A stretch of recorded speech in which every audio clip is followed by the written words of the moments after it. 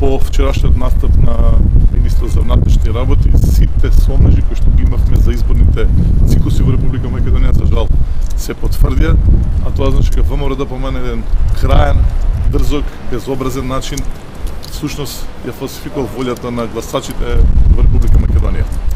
Она што сакам веднаш да го поставам како прашање на Никола Груевски е следното.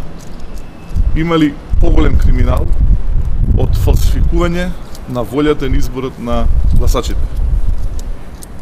Нели е точно тоа што кажуваше досега ти дека во Република Македонија народот е тој кој што одлучува? Нели, Никола, е точно тоа што кажуваше ти дека народот е тој кој што ти дава поддршка? По вчерашните информации станува сосема јасно дека ниту тој верувал во македонскиот народ, а ниту македонскиот народ верувал во Груевски. Сакам да ги охрабрам и да ги потикнам институцијата во Република Македонија да продолжат со истрагата. Сакам да му дадам поддршка на новиот министер за внатрешни работи да продолжи понатаму. Сигурен сум дека нема да дозволи ова магла што ја се и Груевски ВМРО да помене, нема да успее да го спречи оно што Груевски го кажуваше, тоа е дека истината на крај ќе излезе како шила. Се наоѓаме тука на улицата Максим Горки, или како што веле ониот пустец Максимилијан Ѓоргија, оние кои што само за време на парламентарни и локални избори живеат тука, потоа се враќат во пустец.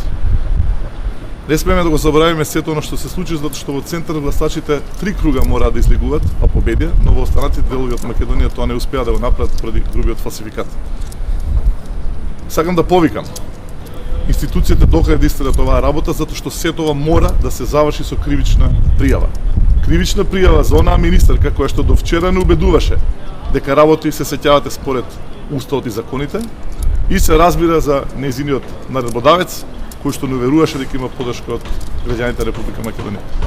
Денеска сакам да кажам и една посебна вест поврзана со општинен центар, а тоа е дека деновите добив информација, официјален документ од специјалната јавна обвинителка, господица Катица Јанева, дека токму нејзиното обвинителство се прогласува за надлежно по повод нашата кривична пријава за физичките напади кои што Груевски ги планирал да смени во општинен центар. Тоа значи дека наскоро тој предмет ќе се најде пред специјалното јавно обвинителство и тоа значи дека, како што мене ми изгледа, господин Груевски таа своја машкост ќе може многу брзо да ја покаже во различни институции во Република Македонија. На крај еден посебен апел до судите во нашите институции, сакам отворено да ја кажам дека по независната истрага во МВР и по независното работење на независното јавно обвинителство, тие се она финална алка која што на крај ќе мора да ја донесе одлуката.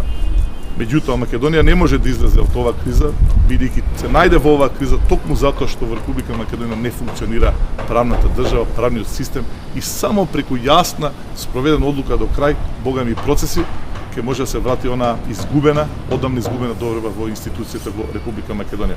Општиот центар и понатаму ќе биде отворена докрај за соработка со МВР, со специјалното јавно обвинителство и со судството во Република Македонија за оние што ги прекршија сурово законите во Република Македонија, на крај да се најдат пред судот и да одговарат за своите злодела. Дали има некој прашање? Господине тема или друга тема? За друга тема може. Дали има за ова прво? Добро, кој е? Зошто се уште не ја рушите терасата на штабот на ВМРО? Завчера добивме документ од Министерството за транспорт и врски, каде што второстепената комисија ја уважила жалбата на Бетон.